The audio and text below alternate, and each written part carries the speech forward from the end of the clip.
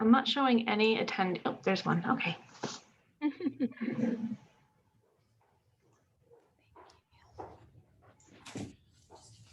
Yep.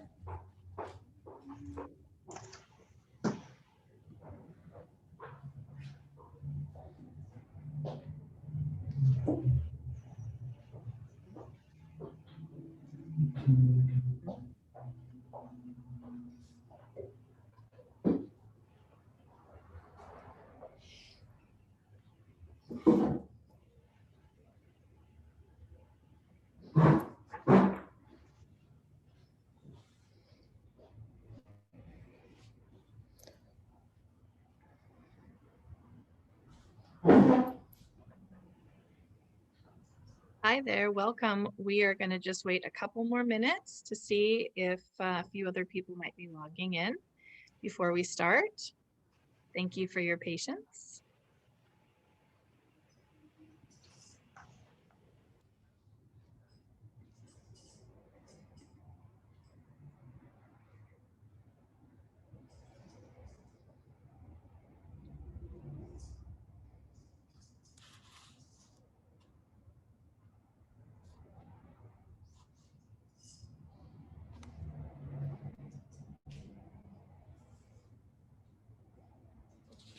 We're just waiting a couple more minutes for people to log in before we start.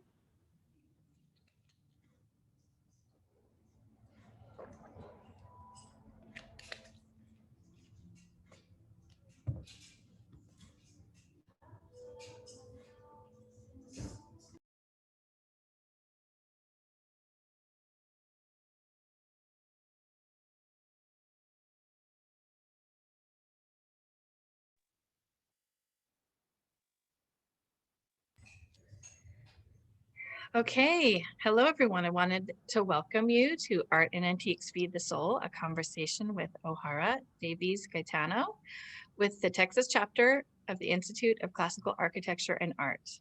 The ICAA, as it's often referred to, is the leading national nonprofit dedicated to advancing the practice and appreciation of the classical tradition in architecture and the applied arts. The organization fulfills the mission through 3 program areas: education, publications, and awards. My name is Anna Hoffman, and I'm a board member here in Texas, and it's my pleasure to introduce interior designer Ohara Davies-Gaetano. Hi. A brief introduction for those of you meeting Ohara for the first time. As the principal designer of the Ohara Davies-Gaetano interiors, Ohara embodies a natural and artful approach to design. Growing up within a family of artists in New York City, she began her study of art and design at a young age. She's continued to pursue her studies through extensive travel, observing and absorbing the world around her. She's now a resident of Laguna Beach, California, and she offers her clients a timeless, unique, and personal design experience. She was named 2018 Designer of the Year by the Andrew Martin Design Review, and she carefully considers the needs of each client and develops personalized environments that have a vitality and life of their own. Her designs have been featured in Veranda, House Beautiful, Traditional Home, Lux, California Interiors, and her work's been mentioned in Elle Decor. So welcome, Ohara. We're excited to hear your take on today's talk. To open our discussion, I just wanted to ask a very basic and foundational question addressing the theme, and that is, what is your personal philosophy about art and antiques in your designs, and what role do they play in your projects? Well, art is a must for me. It's not even a question. Art, I feel, is an allure and a draw into a space. Art can really tell our own personal story within our interiors. And I feel that art is the driver to really curate our own personal intention for a space. Art ultimately defines our own story within a home. Antiques have always been fundamental in design and what I create. The use of antiques and vintage pieces offers a layer of interest that's hard to replicate with anything that's new. I believe every space should have something old. Even modern interiors, I infuse with vintage and antique elements. To me, antiques and vintage pieces add a contrast and a layer of texture and soul. So So for me, it's definitely a fundamental element to what I create. Yeah. And, I know you professionally and socially, so we've spoken a little bit about your unconventional beginnings into the world of interior design. Would you share a little bit about your story, your journey, the early influences that kind of impacted your philosophy? Absolutely. So I grew up in New York City. My dad was still is abstract painter. My mom was in the textile design. I grew up in a big loft, very open space.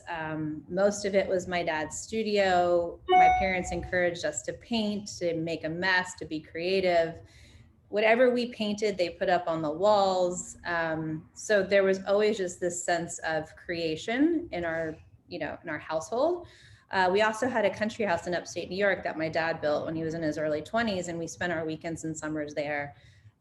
We would go to all the flea markets. So most of our furniture, with the exception of some modern pieces, were all found pieces that we bought as a family together. So this marriage of old and new was something really that defined our family's lifestyle, and really has become, when I look back now on my childhood, really has defined me as a designer and my journey to date. My parents really encouraged us to see things the way we saw them. There was no right or wrong. There was no, box that we had to stay within. And everything that we saw was this juxtaposition of elements, but it was who we were. And so, as I grew up and was able to travel and see the world, that understanding of seeing places and appreciating them for what they are kind of really resonated with me. So when I was 17, I went to Guatemala to learn how to do backstrap weaving because I was really interested with textiles. My mom was a textile designer. And so I learned how to weave from indigenous women in a rural village. And that was incredible to now know how, you create fabric and the textures that go into it and the work that goes into it. And then I went to Italy and I did stone masonry work. And so there's this whole appreciation for, stone and how stone plays a role into the projects we design and the architecture and the layering and the patina that it can offer. And I did work on a hacienda in Mexico, making our own adobe and learning how to make lime wash. And so paint and lime wash are really important to me. So all of these influences of my past have really come into play while I'm designing these new homes, especially new homes that are supposed to evoke a feeling of, a house that's been around for hundreds and hundreds of years. What amazing experiences. I'm just struck by the fact that you kind of learned by doing. You didn't have the traditional sort of way of getting into interior design. You have much more of that art background and that artisan background that you actually, brought you into interior design versus a lot of people get into interior design and then learn about the artists and the artisans in that process. So you kind of went in backwards, which is. Well, and I also studied the anthropology of food in college, thinking I was going to be a food writer. So, when you really walk through the entire timeline of my, my high school and college years, in hindsight, I realized I was on this journey to be a designer, but it wasn't a straight path. I mean, it was a straight path ultimately, but it wasn't the path that I had set out for myself. Right. Now, you submitted for the first time and won the Andrew Martin Award for Interior Design in 2018. And for those of you that don't know, this competition is open to people from around the world, and winning this award is kind of like winning the Oscars or the Golden Globes for the best of residential interior design. She won her first time ever submitting, which is amazing. I think I've heard some people submit for decades. How much, if any, do you feel that your use of art and antiques played a role in your selection for that award? Well, I will say yes. When I submitted, I was hopeful to make it into the top 100, because if you make in the top 100, you get published in the book. So that was my hope going into it. Of course, I reserved a little hope that I might win. So when Andrew called me to inform me that I was the recipient of the Andrew Martin Award, I was blown away. I couldn't believe it. And when he told me about the decision that the judges, the path that they had gone down to make their decision, he shared with me that the judges are based in England, and when they saw my work, they thought the projects were in Europe, somewhere on the Mediterranean coast. So they were really surprised to find out that the projects were in fact in coastal California, and the underlying factor behind why their selection was for me was that there was this timeless sensibility and the soul within the projects that I designed. The projects I submitted, which I'll share with you in a little bit, were all new construction projects, ground up, but rooted into the interior architectural details are so many architectural elements that I found in travels in Europe, or just architectural details that were newly made but crafted in a way to duplicate and replicate something from a different time. When I moved to California, I was very surprised at how new everything felt. Even these homes that were supposed to emulate, a Tuscan farmhouse or, Spanish revival, everything just felt very new and very vanilla for the most part. And so when projects started coming my way that were new construction, I made it my mission to infuse as much character and soul as possible into the work that we create. Great. And did you want to take us Yeah. through a few projects? Okay. Hopefully I can figure this out.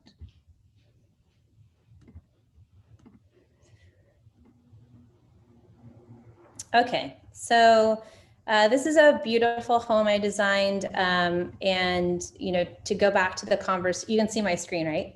Mm-hmm. Just making sure. The ceiling in this dining room is an 18th century ceiling that I found in Belgium. So, before COVID, every 2 to 3 months, I was traveling in Europe just to find beautiful artifacts, antiques, architectural elements that I can't find locally. And so this ceiling I happened upon, it was stacked. These boards were stacked on top of one another. It was in the back of a warehouse. You couldn't really see what was there. I asked them to lay it all out, and lo and behold is this magical ceiling, which was a complete draw to the room. And really, not only is it a magical ceiling in this relatively quiet space, it also becomes the artwork within the room as well. This project, we really didn't bring in as many layers of antiques as we do in some of our other projects, but art was really important and an underlying theme. If you look at this room, your eye is immediately pulled to the painting over the fireplace, which just has this graphic, beautiful abstraction and allure within the space. This particular project has this really beautiful infusion of Andalusian and Moorish details, and ceilings are an incredibly important architectural element for me and the projects that we design. This ceiling was amazing. Really, I think you can start seeing that in some of these spaces, the tonality is rather neutral, but there's layering of texture, and the texture is what's really pulling you into these spaces. You can see, here's a photo of the same room while we were under construction. This is another room within the house, and you can really feel the importance of not only this relatively flat buildup of millwork on the ceiling that creates this incredible texture and detailing, but then the plaster arabesque archways that just add another graphic element and allure within the space. Beautiful modern painting on the mantle, which is an antique limestone mantle. Same thing, same project, really looking at how these arches pull you into a space. So always thinking when I'm designing and working with architects and our clients, how do we feel when we're looking at a space, and what is the allure and the pull and the draw? And how can the architecture really frame that and bring us in and want us to understand what lies behind? This is a powder room we designed for a project on the ocean. We used a lot of really incredible architectural elements in this project, old doors, old floors. We probably had 50 different antique doors in this house. Within this powder room, the vanity is an antique piece that I found on one of my trips, and here it is in its raw form before we retrofit it.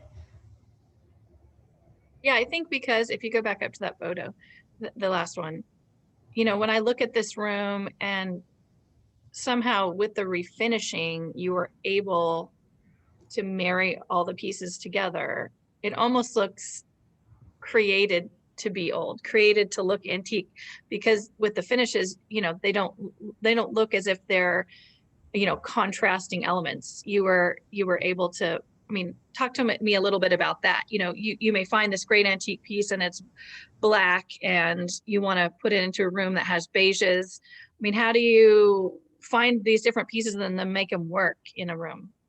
That's a great question. That's a question people ask me all the time. I think so much of it is how I feel, how the pieces feel to me and how they feel infused into the space and what they need to say within a room. Like in this room, the driving force behind the paneling and the patina on the walls was based on the antique door that you can't really see that's leading us into the bathroom. So there was this driving force when I found the door to panel the room to play off the patina of the door. And because we pulled this really beautiful kind of salty gray green on the walls, I wanted the vanity to remain rather kind of imperfect, right? So there's a more pristine element to the walls, and then there's this imperfect rustic kind of chippy paint patina emotion that's happening with the vanity. And I really think, you know, juxtaposing finishes and textures is what makes the space feel inviting and livable and not formal, and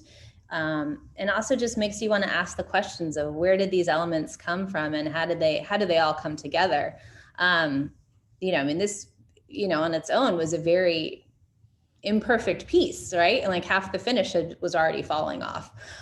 We have to also treat the cabinet so we make sure the rest of the finish remains.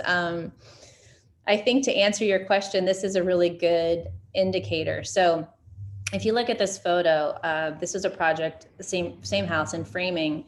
I found 7 matching doors, but they were all in different finishes. Some were brown, some were yellow. I found this beautiful old archway that we made into like a bibliothèque, a shelving unit that we plastered into the wall. So here it is in its rough form. And then here's the space finished. Amazing. Yeah. So, and, you know, it's to take that door that was brown and heavy and looked nothing like what the finished goal we had in our mind, but just knowing that we could get there. And, you know, a huge part of that is our clients trusting me and trusting the process. And then having a great team to collaborate with and bounce these ideas off of. And then having a contractor who's willing to, you know, incorporate these details that aren't as straightforward as it could be. In this kitchen, it's a stunning kitchen, but what's hard to see is the backdrop of the range is this beautiful old relief.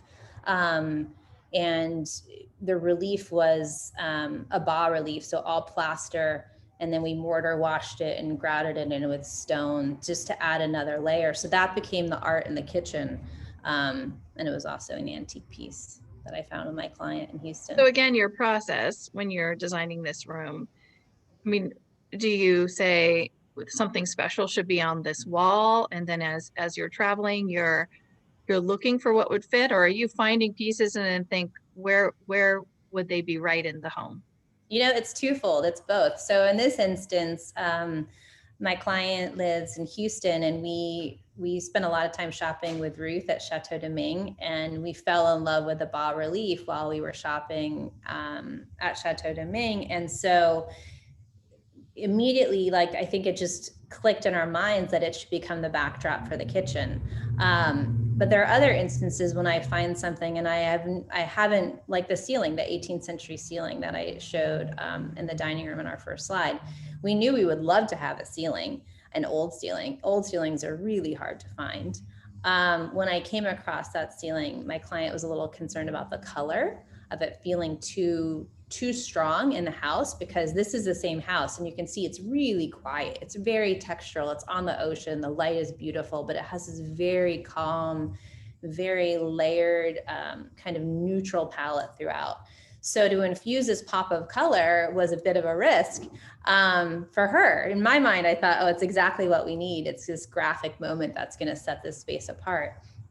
And it worked. So yeah, your story about the ceiling intrigues me because it was in pieces and it was very rough. mm-hmm.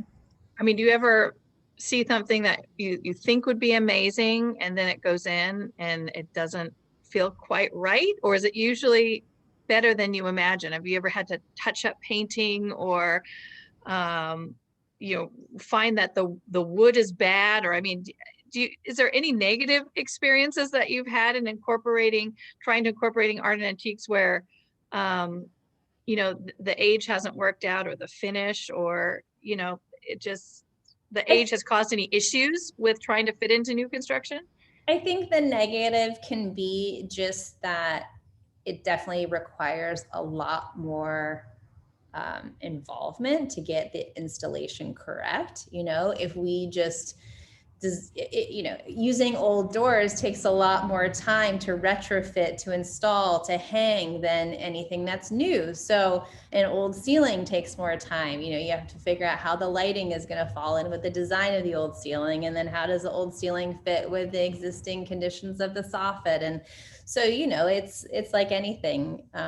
It requires more time and being more creative problem solving. I think it also, our clients have to be more patient with us, but if they ultimately know and trust the process that it'll work out in the end, then it's always, I feel, pretty magical. We've had things break, you know, that's been unfortunate. Old stone pieces and transportation or with the contractor on site. But that's like anything, you take a risk.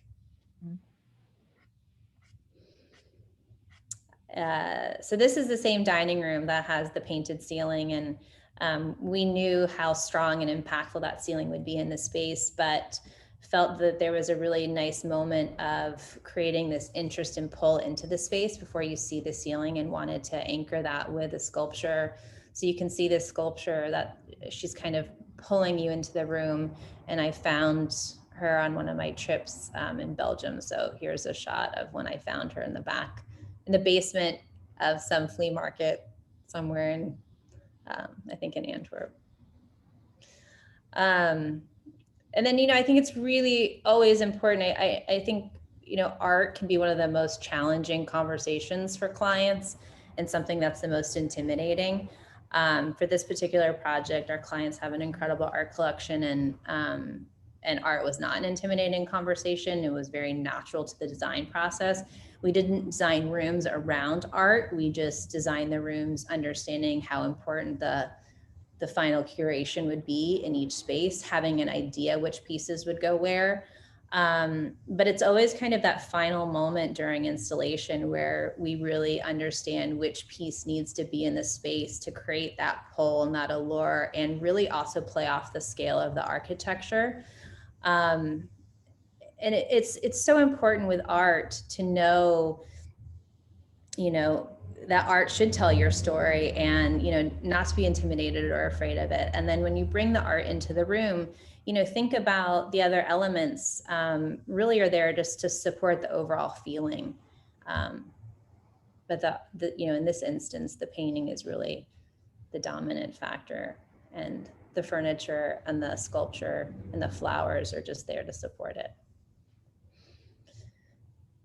In this particular room, again, it was a very quiet space with a lot of texture from the old rubble stone and the beams, but huge volume, and our clients really couldn't commit to anything that was too graphic. So we commissioned this beautiful kind of washed out chinoiserie painting to emulate an old chinoiserie panel.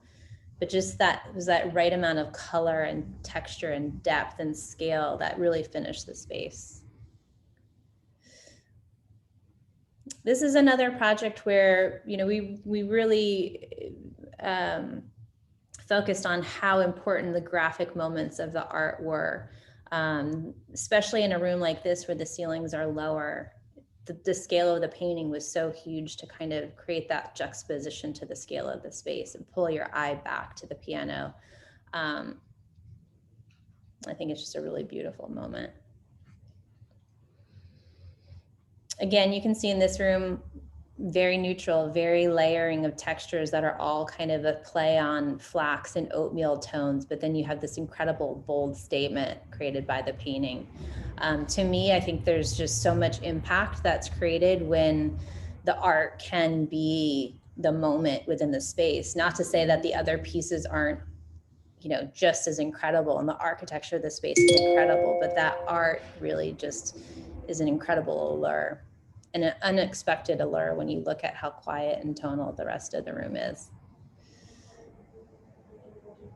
Again, I think this really speaks to how the art pulls you into the space, and then also sets kind of the emotion for what you experience as you walk through the thresholds.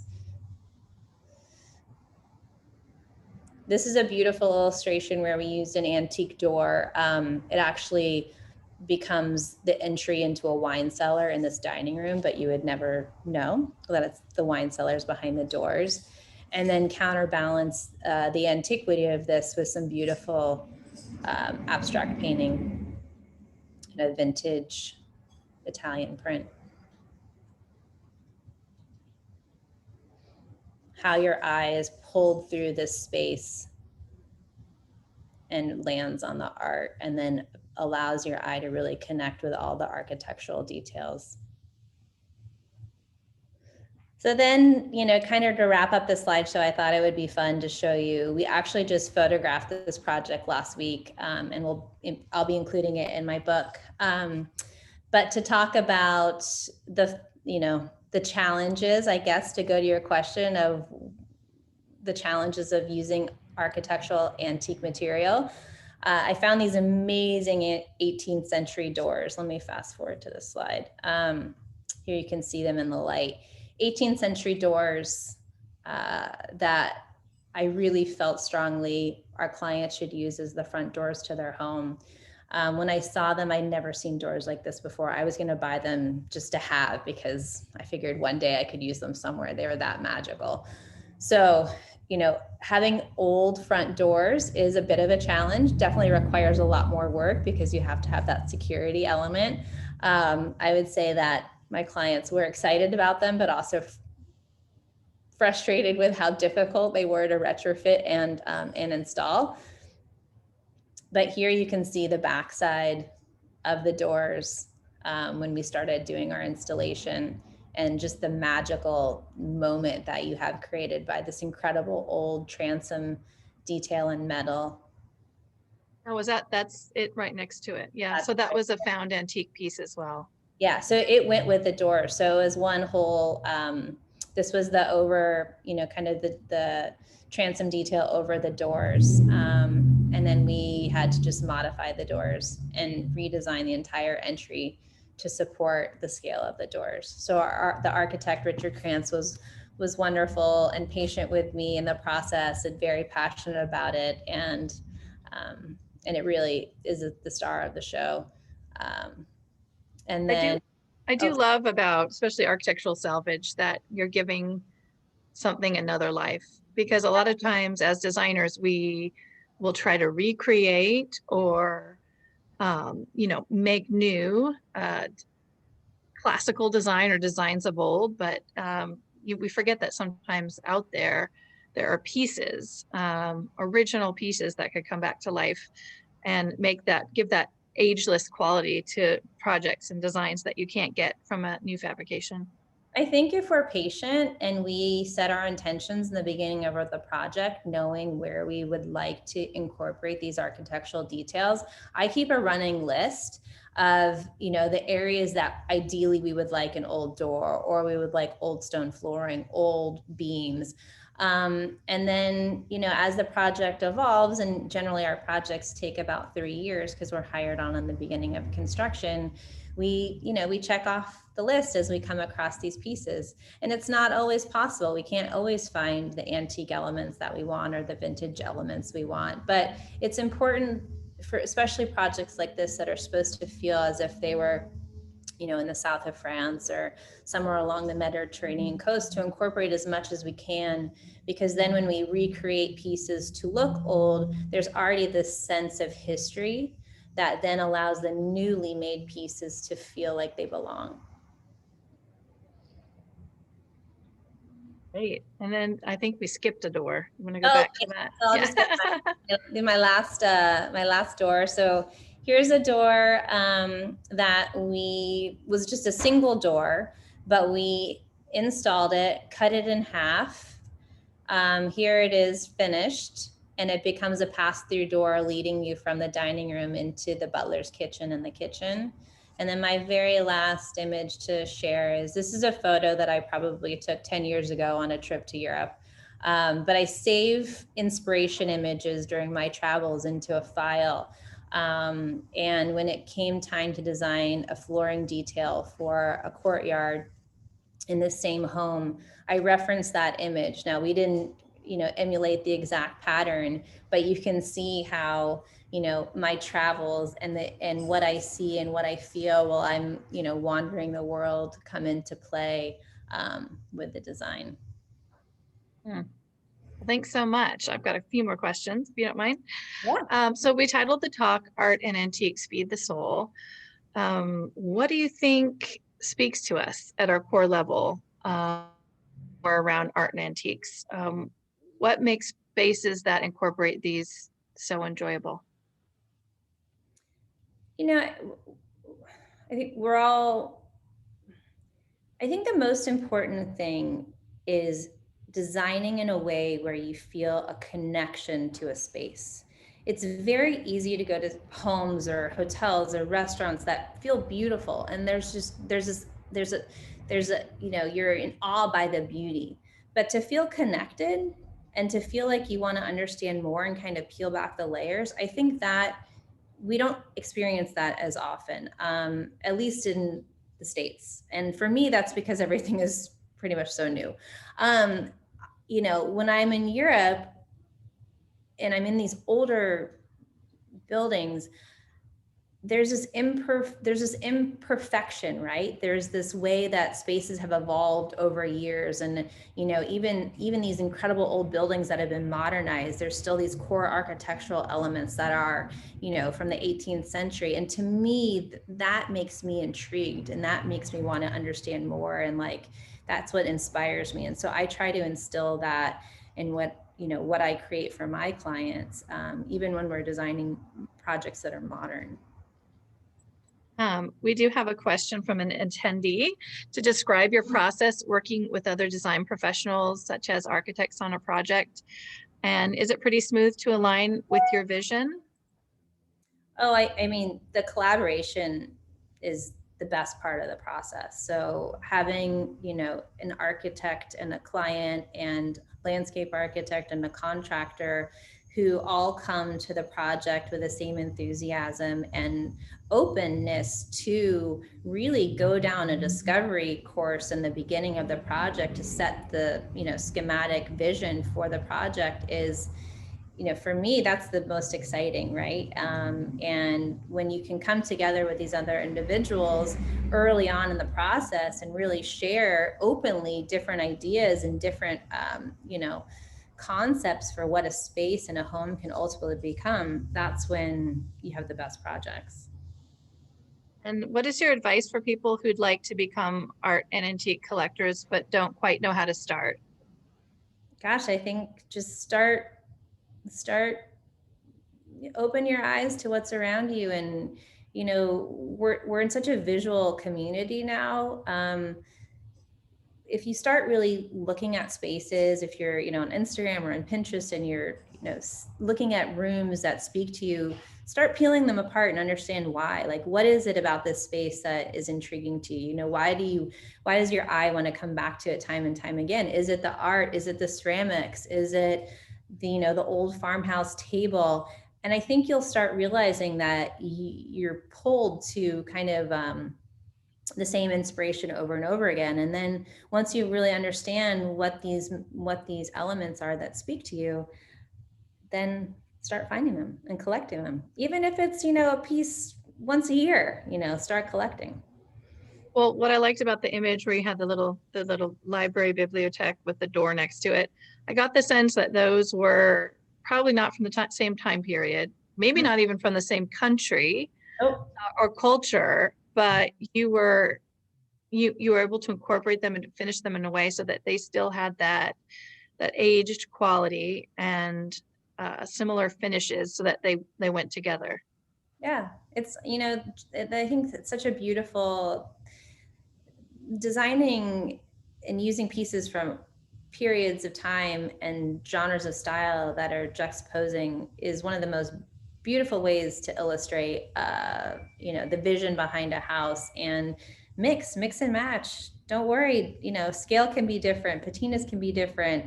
You can have rustic mixed with pristine. That's what makes a house livable. That's what makes it interesting and enjoyable. Layer it, have fun with it.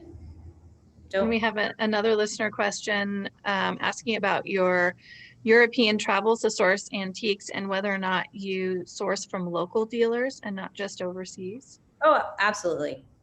I would say that architectural salvage is a bit harder to find in the US based on, what we're usually trying to source. But I buy a lot of antiques and vintage pieces here in LA. We have dealers in Texas and Atlanta that we've been buying from. So we buy a lot on First Dibs. So it's really, we go to where we find what we need. And just as a little teaser, I know you have a book coming out. It was scheduled for next year. It's been moved back to 2022 because I know COVID has made photography and install and lots of things difficult. Just give us a sneak peek of what kind of art and antiques are we going to be seeing in the book? Do you have any favorite pieces or stories of found objects that made its way into your work? Oh my gosh. Well, the project that we ended with, the last image that I showed you is definitely, an incredible project. And we just shot it last week. We shot another incredible project in Emerald Bay. I think we have 5 more projects to shoot before the book wraps up. So it's going to be a very busy spring. But what I'm really excited about with the book and what we'll be able to share is that the range within our projects has really kind of goes from one end of the spectrum to the other. So we have some beautiful projects that are much more rustic in the mountains. We're doing, some incredible work now in more rural areas. And I think it'll be really fun to share this range within the style. I think for so often people thought of me as everything was very soft and coastal because being here on the coast of California. But now we really are illustrating more work in the mountains, some incredible modern projects as well. But you'll see the underlying theme of how they're layered and curated. And again, the importance of the art and the antique and vintage pieces mixed into the design. Fantastic. Well, put us on your book tour location list for coming by Texas when that comes out. Is there any more questions that you can, anyone who's watching can add to the chat function at the bottom? Q&A. Okay. When your book comes out, where can we find your book? Do you know yet? Do you know who's book? Can you let us know who's publishing it, or are those all secret details? No. The book's being published by Rizzoli. It'll definitely be available for pre-order on Amazon. So as soon as that comes available, I will announce it. It'll be something that we'll share with our entire audience. I'll have it listed on Instagram as well. So the book will be available on Amazon, and then we will have partners in cities like all throughout Texas and California, where we'll do book signings and be in a select group of stores as well. Fantastic. I want to thank you for making the time to talk with us and share with us a little bit more how art and antiques feed the soul. As we approach the end of the year, please know, all of our audience, that your membership and donations of financial support are instrumental in keeping our speakers, events, and great content available throughout the year. Upcoming events with the Institute of Classical Architecture and Art include a Marie Flanagan book signing at Elegant Editions in Dallas at their showroom on November 12th. And we are having, for the first inaugural year, the Architectural Art Awards, which will feature submissions of classical architecture renderings, perspective, and landscapes. Please consider submitting some of your work and amazing portfolio pieces. The competition is going through November 30th. And again, thank you so much. We look forward to seeing you at our future events. Thank you, Anna. This was so much fun. And thanks all for joining.